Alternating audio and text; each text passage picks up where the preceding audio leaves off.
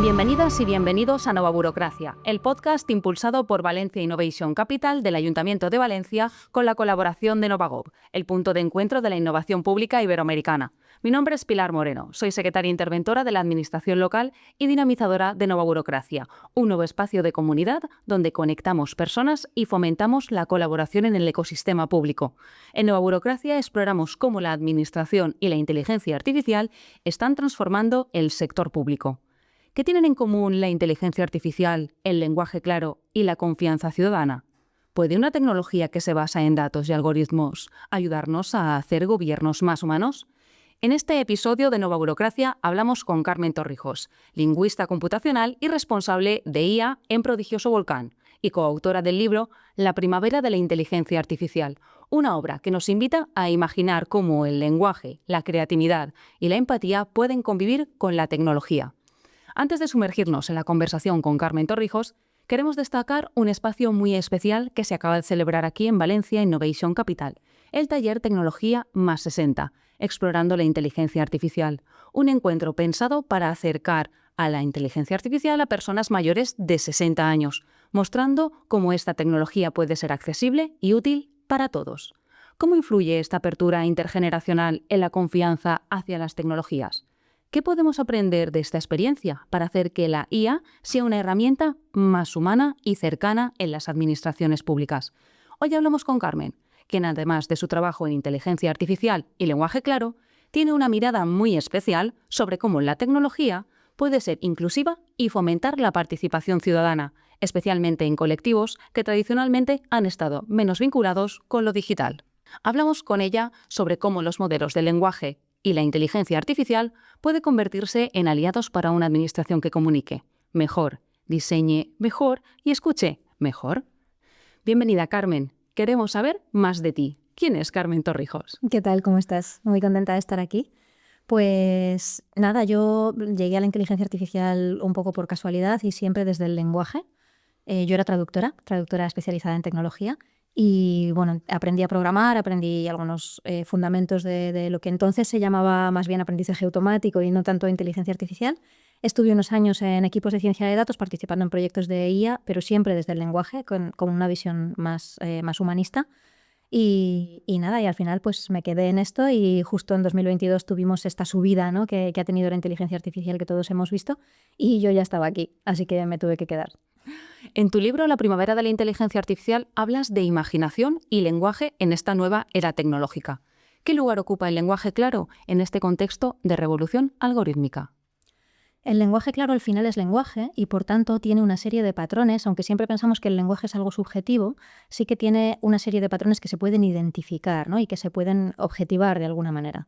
Cuando objetivamos estos patrones, identificamos los patrones del lenguaje claro, los establecemos desde la experiencia humana, ¿no?, y lingüística y los reducimos a una lista, sabemos ya cuáles son, podemos hacer que la inteligencia artificial los encuentre, ¿no? Si conseguimos hacer que los encuentre, entonces podemos determinar desde la tecnología qué es un texto claro y qué no lo es. Y se puede, es posible. Obviamente no es una tecnología perfecta, pero la inteligencia artificial siempre no juega nunca en el eje perfecto-imperfecto, sino útil o no útil, ¿no? Y los sistemas de inteligencia artificial que colaboran con el lenguaje claro, aunque no sean perfectos, desde luego son útiles. Desde luego, desde tu experiencia, porque queremos conocerla más en proximidad, ¿qué pueden aportar los modelos de lenguaje a la comunicación institucional? ¿Es posible que nos ayuden a simplificar sin desinformar? Sí. De hecho, bueno, la inteligencia artificial tiene esta doble cara, ¿no? Una cara que es peligrosa, que tenemos que vigilar, que tenemos que regular, pero también tiene esta otra cara que es de asistencia, que es de ayuda, que es de capacitarnos para hacer cosas que no podíamos hacer antes, que eso es lo interesante, que se nos abre un mundo nuevo de opciones y de posibilidades. En la parte bonita, en la parte en la que nos ayuda, tenemos esta capacidad para crear pequeñas soluciones que, aunque por sí solas no resuelven los problemas, sí que ponen su granito de arena, ¿no? El hecho de que una persona que redacta trámites para la ciudadanía pueda tener un asistente que le guía en cómo puedo hacer este párrafo más claro, cómo puedo explicar mejor este concepto. Oye, ten cuidado porque esta sigla no la has desarrollado y el ciudadano o la ciudadana no va a saber de qué estás hablando. Tener esas pequeñas alertas, tener sugerencias de reescritura, tener la capacidad de identificar de manera objetiva si no estás usando bien la puntuación o si no estás usando bien los conectores, ¿no? Estos elementos lingüísticos que hacen el lenguaje más claro, pues puede cambiar mucho las cosas, porque si transformamos la comunicación, conseguimos una comunicación más clara, esta comunicación tan difícil que es unidireccional de las instituciones a la ciudadanía, al final lo que estamos consiguiendo es mayor transparencia y mayor confianza de vuelta, ¿no?, de la ciudadanía a la institución. Así que yo creo que es una pieza fundamental. Desde luego, la inteligencia artificial tiene un gran impacto en la labor diaria del personal empleado público, pero muchas veces hablamos de inteligencia artificial en abstracto. ¿Qué herramientas concretas recomendarías a personas que trabajan en la administración pública y, en este caso, para utilizarlas de forma ética y útil? Pues aquí hay que hacer como dos grandes grupos. Tendríamos por un lado las herramientas que son específicas para la claridad, que en español hay apenas 3 que podamos usar digamos, con confianza. Una es Clara, ¿no?, que la conocemos, está online, se puede utilizar. A Clara pues le das un texto y te va a decir en un rango de 1 a 100 si tu texto está más cerca de ser claro, más cerca del 100, o más cerca de ser oscuro, que es más cerca del 1, ¿no? Luego tendríamos también Artext, que es otra herramienta desarrollada por la UNED.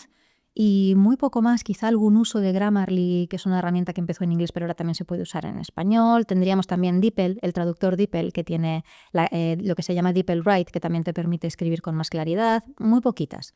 Y luego tendríamos las herramientas de propósito múltiple o de propósito general, como ChatGPT, como Gemini o como Copilot, por ejemplo, a las que podemos pedirles cualquier cosa. Podemos pedirles cualquier cosa también quiere decir que podemos pedirles que nos aclaren un texto, incluso un texto que nos ha llegado y que no entendemos. Podemos pedirles que nos lo expliquen, que nos expliquen conceptos, que nos avisen cuando estamos cometiendo determinados patrones o vicios, ¿no? A menudo hablamos de construir confianza y a nosotros nos interesa también esa fase entre ciudadanía y en el ámbito de las instituciones públicas. Pero, ¿qué significa eso realmente desde una perspectiva lingüística? Hay como 3, ¿no? Si hiciéramos un diagrama de Venn, hay como 3 grandes elementos que son los que cuando se entrecruzan conseguimos la confianza. Uno es la claridad, otro es la brevedad y otro es la transparencia, ¿no? La transparencia también tiene mucho que ver con no hablar de vaguedades, ¿no?, con dar datos. Estamos intentando conseguir esto y nuestras métricas son estas y lo tenemos conseguido hasta este punto. Mucho mejor que vamos a liderar X cosa, ¿no?, que es como mucho más pretencioso. Eso, por ejemplo, es transparencia. La brevedad es fundamental, no intentar llenar a la ciudadanía de un contenido que luego no va a entender, que no va a poder procesar y del que no se va a poder defender. También la brevedad es importante. Y luego está la claridad, que ya lo tenemos muy, muy claro que es importante. Cuando conseguimos juntar las 3 es cuando de verdad estamos emitiendo mensajes que van a generar más confianza en la ciudadanía que si no lo hacemos. De gran interés todas estas cuestiones que nos están comentando. Queremos saber más. ¿Qué importancia le das tú al diseño de servicios públicos como puente entre lo que las personas necesitan y lo que la administración les está ofreciendo? Claro, yo creo que aquí hay un componente muy importante de escucha que hay que potenciar. Está fenomenal que queramos ser más claros desde la administración, que pongamos toda nuestra energía en conseguir esa claridad, pero seguiremos actuando en base a nuestros parámetros, cuando tendríamos que escuchar un poco más cuáles son los parámetros de la otra parte, ¿no? Y esta es la dificultad de la comunicación unidireccional de las instituciones, que le cuesta como recoger ese feedback de quien recibe esa comunicación. Dedicar también algo de toda esa energía que se está dedicando a escuchar más a la gente para intentar adaptar todos estos mecanismos de inteligencia artificial aplicada a las comunicaciones.